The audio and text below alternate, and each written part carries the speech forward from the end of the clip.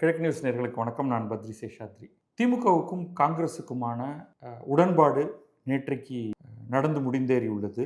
காங்கிரஸ் தொடர்ச்சியாக முதலிலிருந்தே ஆட்சியில் பங்கு, 40க்கும் மேற்பட்ட சட்டமன்ற இடங்கள், 1 அல்லது 2 மாநிலங்களவை இடம், உள்ளாட்சி தேர்தலில் ஏதோ ஒரு விதத்தில் பங்கு என்று கேட்க ஆரம்பித்தது. இது எப்பன்னா நவம்பர்லேயே, நவம்பர், டிசம்பர், ஜனவரி, பிப்ரவரி, மார்ச் வரை இழுத்து இந்த பக்கத்துலேருந்து திமுக என்ன சொன்னுச்சுன்னா 25 இடங்கள் போன தேர்தலில் கொடுத்தோம் 2021. 25 சட்டமன்ற இடங்கள், ஒரு மாநிலங்களவை இடம், அதிகபட்சமாக இதுதான் எங்கள் தரப்பிலிருந்து கொடுக்க முடியும் என்று சொன்னது.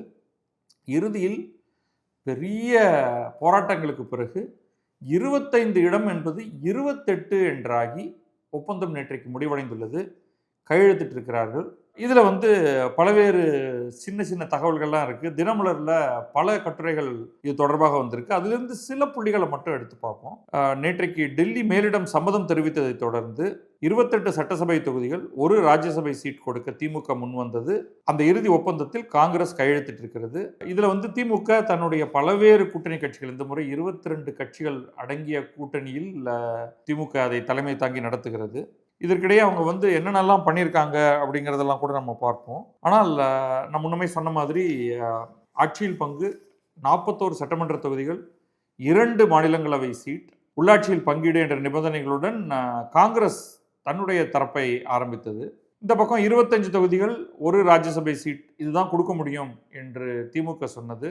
அப்படியே விட்டுருந்தா கூட பரவாயில்ல, பேரம் பேசி ஏதோ ஒரு இடத்துல முடிக்கலாம். ஆனால் காங்கிரஸ் தரப்பில் என்ன பண்ணாங்கன்னா, முக்கியமாக அந்த பக்கத்திலிருந்து 2 பேர், பிரவீன் சக்கரவர்த்தி, மாணிக்கம் தாகூர் எம்பியா இருக்காரு, பிரவீன் சக்கரவர்த்தி எந்த பொறுப்பிலும் இல்லை. அவர்கள் இருவரும் தொடர்ந்து, அதில் முக்கியமாக பிரவீன் சக்கரவர்த்தி தொடர்ந்து திமுகவை சீண்டிக்கிட்டே இருந்தாங்க. ஒரு பெரும் எண்ணிக்கையிலான காங்கிரஸ்காரர்கள் விஜயுடைய தவேகாவுடன் கூட்டணி அமைக்க வேண்டும் என்று சொல்லி வந்தார்கள். அதுலேயும் முக்கியமாக ஏதோ ஒரு கட்டத்தில் அவர்கள் ராகுல் காந்தியை கிட்டத்தட்ட அதற்கு சம்மதிக்க வைத்து விட்டார்கள் என்பது போல தெரிகிறது. ஆனால் இறுதியில் பல்வேறு கட்ட போராட்டங்களுக்கு பிறகு இப்போ 2ஆ வச்சுப்போம். திமுக தரப்புன்னு ஒன்று, தாவேகா தரப்புன்னு ஒன்று. இந்த தாவேகா தரப்பினரால் அதை கன்வின்ஸ் பண்ண முடியல. திமுக தரப்பு நமக்கு கிடைக்கக்கூடிய இடங்களை பெறுவோம், இதில் வெற்றிக்கான வாய்ப்புகள் அதிகம், தாவேகாவுடன் போனால் நிறைய இடங்கள் கிடைக்கும், ஆனால் அதை வச்சுக்கிட்டு என்ன பண்ணுறது, வெற்றி கிடைக்குமா அப்படிங்கிறது தெரியாது என்ற நிலைக்கு அவர்கள் இறுதியாக வந்திருக்கிறார்கள். இதுக்கு நடுவில் கிட்டத்தட்ட ஒரு முறிந்து போய்விடுங்கிற மாதிரியான ஒரு நிலையில், அதுவும் திமுக தரப்பிலிருந்து இந்த பாருங்க, எடுத்துக்கிட்டா 25 எடுத்துங்க, 25+1 இஷ்டம் இருந்தால் எடுத்துங்க, இல்லாட்டி போங்க அப்படிங்கிற அளவுக்கு அவங்க போயிட்டாங்க என்றதற்கு பிறகு சிதம்பரம் உள்ள அதிகாரப்பூர்வமாக அல்ல, ஒரு அன்அஃபிஷியலாக அது ஒரு மாதிரி பேட்சப் பண்ணியிருக்காரு. இல்லை அப்படி சொல்லாதீங்க, நீங்களும் 25ங்கிறதுலையே இருக்காதீங்க, நீங்கள் உங்கள் சைட்லேருந்து கொஞ்சம் ரிலாக்ஸ் பண்ணுங்க, நாங்கள் எப்படியாவது கன்வின்ஸ் பண்ணிடுறோன்னு ஏதோ ஒரு கட்டத்தில் சோனியா காந்தியை உள்ளே கொண்டு வர வேண்டி இருந்திருக்கிறது. சோனியா காந்தி ஒரு மாதிரி ராகுல் காந்தியை வீட்டோ பண்ணி, ஓவர் ரைட் பண்ணி, தம்பி நீ ரொம்ப கேட்காத, நமக்கு இப்பொழுதைக்கு சேஃப் என்னவோ அதை மட்டும் பார்ப்போம் அப்படின்னு சொல்ல, சரி அப்படின்னு கொஞ்சம் ரொம்ப விருப்பம் இல்லாவிட்டாலும் கூட 28 தொகுதிகள் ப்ளஸ் ஒரு மாநிலங்களவை அப்படிங்கிறத ராகுலும் ஏற்றுக்கொண்டிருக்கிறார். அதற்கு பிறகு இறுதி கையெழுத்தை நோக்கி போகிறதுக்குள்ள இன்னொரு சிக்கல் ஒன்று வந்திருக்கு. என்ன சிக்கல்னா, நாங்கள் ஒரு மாநிலங்களவை தொகுதி தரோம், அந்த மாநிலங்களவை தொகுதியில் யார் நிற்க போகிறாங்க? ஏன்னா நீங்கள் அந்த இடத்துல போய் பிரவீன் சக்கரவர்த்தியை போய் நிற்க வச்சிங்கன்னா சத்தியமாக நாங்கள் அவருக்கு வாக்களித்து அவரை ஜெயிக்க வைக்க மாட்டோம் அப்படிங்கிற மாதிரி திமுக தரப்புலேருந்து சொல்லியிருக்காங்க. சரி, திருப்பி காங்கிரஸ் மேலிடத்துக்கு போவோம், போய் கேட்போம் அவங்கள்ட்ட யார் அந்த இடத்துல வைக்க போகிறாங்கன்னு. அதுக்கப்புறமா அவங்களுக்கு கார்கேயிடம் இருந்து, மல்லிகார்ஜுன் கார்கே காங்கிரஸுடைய தலைவர், அவர்கிட்டேருந்து யார் வேணாலும் இருப்பாங்க, ஆனால் கவலைப்படாதீங்க, இவர் நிச்சயமாக பிரவீன் சக்கரவர்த்தி இருக்க மாட்டார் அப்படின்னு சொன்னதற்கு பிறகுதான் சரி அப்படின்னு கையெழுத்து போட்டு இதை செய்திருக்கிறார்கள். இது முடிச்சுட்டு வெளியில் வந்த உடனேயே செல்வப்பிறந்தகிட்ட பத்திரிகையாளர்கள்லாம் கேட்டாங்க, மாநிலங்களவையில் யார் வேட்பாளராக இருக்க போகிறாங்கன்னு. அதுக்கு அவர் மேலிடம் முடிவு செய்யும் அப்படின்னு சொல்லிட்டாரு. அப்போ புதுச்சேரியில் என்ன நடக்குது அப்படின்னு, அங்கே என்ன மாதிரி ஒப்பந்தம் நடக்கும் அப்படின்னு கேட்டதுக்கு செல்வ பெருந்தகை, இங்கே பாருங்கள், நான் வந்து தமிழகத்துடைய தலைவர், எங்கிட்ட வந்து புதுச்சேரி பற்றி கேட்காதீங்க, புதுச்சேரி மாநில காங்கிரஸ் வந்து அதை முடிவு செய்யும் அப்படின்னு சொல்லிட்டு அதுலேருந்து அவர் நழுவிட்டார். இதுதான் வந்து தற்போதைய நிலை. இப்போ திமுகவுடைய கூட்டணியில் பார்த்தீங்கன்னா 22 கட்சிகள் அப்படின்னு சொன்னேன். அந்த கட்சிகள் வந்து ஏதோ ஒரு ஆர்டர் ஆஃப் சைஸை வச்சு பார்த்தோம்னா திமுக இதுதான் வந்து பை அண்ட் லார்ஜ், அதாவது திமுகவுக்கும் இரண்டாவதாக வரக்கூடிய காங்கிரஸுக்கும் பெரிய கேப்பு. ஸோ திமுகவுக்கு எவ்வளவு இடங்கள்ங்கிறது நம்ம ஃபைனல் வரும்பொழுது தான் தெரியும். காங்கிரஸுக்கு 28 கொடுத்துருக்காங்க. தேமுதிகவோடு இன்னும் ஃபைனலைஸ் பண்ணலை, அவர்களுக்கு எவ்வளவு இடம் கொடுக்க போகிறாங்கன்ட்டு. ஒரு மாநிலங்களவை வந்து தேமுதிகவுக்கு கொடுத்து ஃபைனலைஸ் பண்ணிட்டாங்க. அதுக்கு அடுத்தது விடுதலை சிறுத்தைகள், மதிமுக, மார்க்சிஸ்ட் கம்யூனிஸ்ட், இந்திய கம்யூனிஸ்ட், மக்கள் நீதி மையம், இந்திய யூனியன் முஸ்லீம் லீக், தமிழக வாழ்வு உரிமை கட்சி, மனிதநேய மக்கள் கட்சி, ஆம் ஆத்மி கட்சி, கொங்குநாடு மக்கள் தேசிய கட்சி, முக்குளத்தோர் புலிப்படை, மனிதநேய மக்கள் ஜனநாயக கட்சி, கொங்கு இளைஞர் பேரவை, ஆதி தமிழர் பேரவை, தமிழ் புலிகள் கட்சி, ஆதி தமிழர் கட்சி, எஸ்டிபிஐ, சமத்துவ மக்கள் கழகம், மக்கள் விடுதலை கழகம். இதை பார்த்தா வந்து இதில் எல்லாருக்கும் சீட்டு தருவாங்க அப்படின்னு நான் எதிர்பார்க்கல. பல கட்சிகளுக்கு தலா ஒரு இடம் தரோம், ஆனால் நீங்கள் உதயசூரியன் சின்னத்தில் போட்டியிடணும் அப்படின்னு சொல்லிடுவாங்க. ஏற்கனவே இந்திய யூனியன் முஸ்லீம் லீக்குக்கும் மனிதநேய மக்கள் கட்சிக்கும் தலா 2 இடம் அப்படிங்கிறது வந்து சொல்லிட்டாங்க. அது வந்து ஒரு மாதிரி ஃபைனலைஸ் ஆயிடுச்சு. மக்கள் நீதி மையத்தில் ஒருத்தருக்கு, கமலஹாசனுக்கு ஒரு மாநிலங்களவையும் கொடுத்துட்டாங்க. அதனால் வந்து ஒரு தொகுதி கொடுக்கறதே பெரிய விஷயம். இப்போ அடுத்த பெரிய பேரமாக என்ன நடக்கும்னா, மீதி எல்லாரும் கொடுத்ததை வாங்கிப்பாங்க. நீங்கள் பார்த்தீங்கன்னா அடுத்து 1, 2, 3, 4, 5 கட்சிகள் கடுமையான பேரம் பண்ணும்.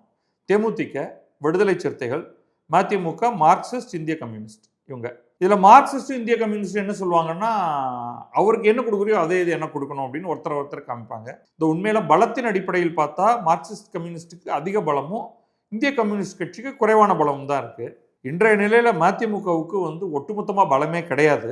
விடுதலை சிறுத்தைகளுக்கு பலம் இருக்குது, ஆனால் எவ்வளோ தரப்போகிறாங்க அப்படின்னு தெரியல.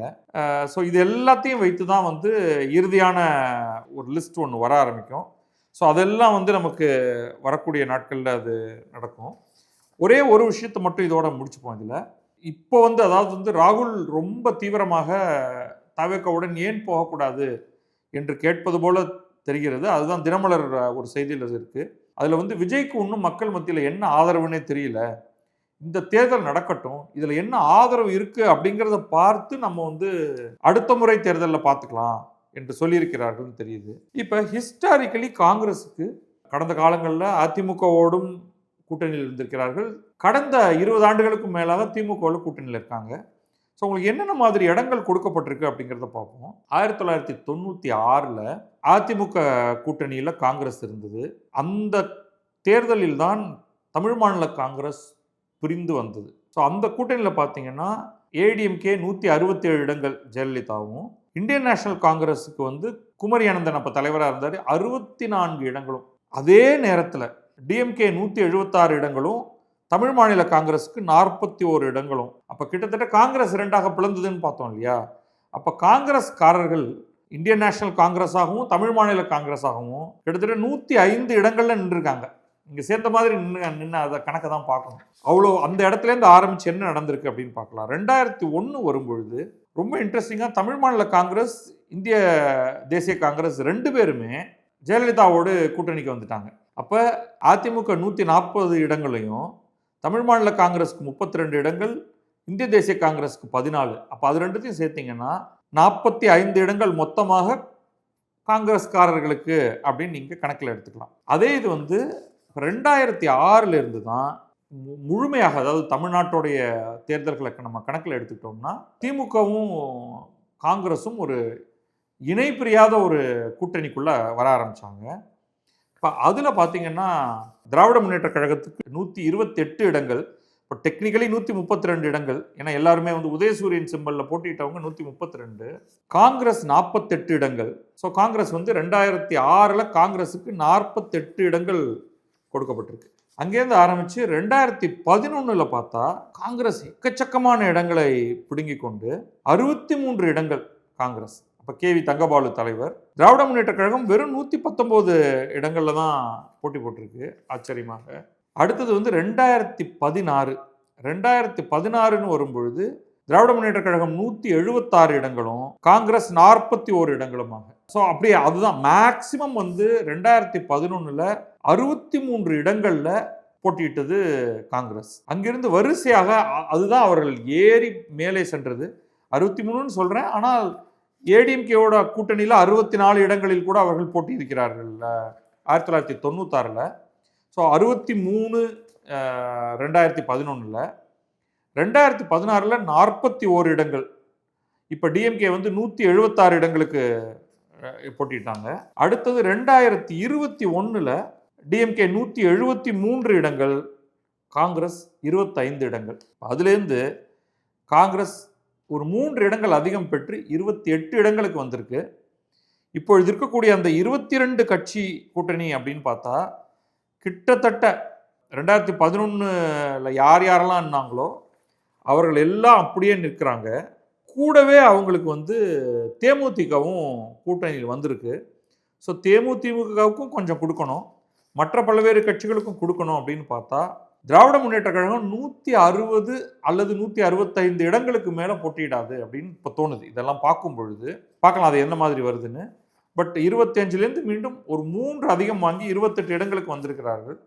இப்போ கிட்டத்தட்ட இதை பார்க்கும் பொழுது திமுகவுடைய கூட்டணி ஃபைனலைஸ் ஆயிருச்சு. இடங்கள் எப்படியும் அடுத்த ஓரிரு நாட்களில், அதிகபட்சம் இந்த வார கடைசியில் அல்லது அடுத்த வார ஆரம்பத்துக்குள்ளே அது முடிஞ்சு போயிடும் அப்படின்னு தெரியுது. இப்பொழுதைக்கு அவங்களுக்கு வந்து மிகப்பெரிய ஃபோக்கஸ் வந்து தேமுதிகவுக்கு எவ்வளோ கொடுக்கறது, விடுதலை சிறுத்தைகளுக்கு எவ்வளோ கொடுக்கறது, 2 கம்யூனிஸ்ட் கட்சிகளுக்கும் எவ்வளோ கொடுக்கறது, மதிமுகவுக்கு ரொம்ப குறைவாக ஏதோ ஒன்று கொஞ்சம் அப்படின்னு கொடுப்பாங்க. மற்றவங்க எல்லாருக்கும் ஒரு இடம் கொடுத்தா பெரிய விஷயம். இதுதான் நிலை. இந்த ஒரு சில இடங்களில் பார்த்தேன், கேலியா பார்த்தேன், எப்பா இந்த 3 இடம் எக்ஸ்ட்ரா வாங்குறதுக்காகவா இவ்வளவு கம்பு சுத்தினீங்க அப்படின்னு.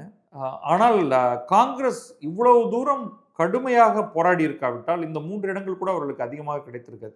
இந்த போராட்டம் அப்படிங்கிறது வந்து இன்னும் கொஞ்சம், அதாவது ஒரு வரம்புக்குள்ள இருந்திருந்தால் 2 கட்சியுடைய தொண்டர்களுக்கும் இடையிலான உறவு வந்து இன்னும் சுமூகமாக இருந்திருக்கும். இப்போ அவங்க மனசுல வந்து இந்த மாணிக்கம் தாகூர் மற்றும் பிரவீன் சக்கரவர்த்தி அப்படிங்கிறவர்களுடைய முகம் வந்து போய்கிட்டே இருக்கும். மாணிக்கம் தாகூர் வந்து ஒரு ட்வீட் ஒன்று போட்டிருக்காரு. தனிநபர்களிடையே வேறுபாடுகள் இருக்கலாம், ஆனால் கட்சி என்பது நம்மில் எவரையும் விட பெரியது. தலைமை முடிவு செய்யும் போது அதை ஒழுக்கத்துடன் ஏற்றுக்கொள்கிறோம், ஏனென்றால் ஒற்றுமை நம் மிகப்பெரிய பலம் அப்படின்னு அவர் சொல்லியிருக்காரு. அந்த ஒற்றுமை வந்து 2 கட்சிகளுடைய தொண்டர்களிடம் இருக்குமா? இந்த 28 இடங்கள் எவ்வளவு தூரம் அவர்கள் ஜெயிக்கப் போகிறார்கள் அப்படிங்கிறதெல்லாம் பார்ப்போம். நன்றி, வணக்கம். நான் பத்ரி சேஷாத்ரி. இது கிழக்கு நியூஸ்.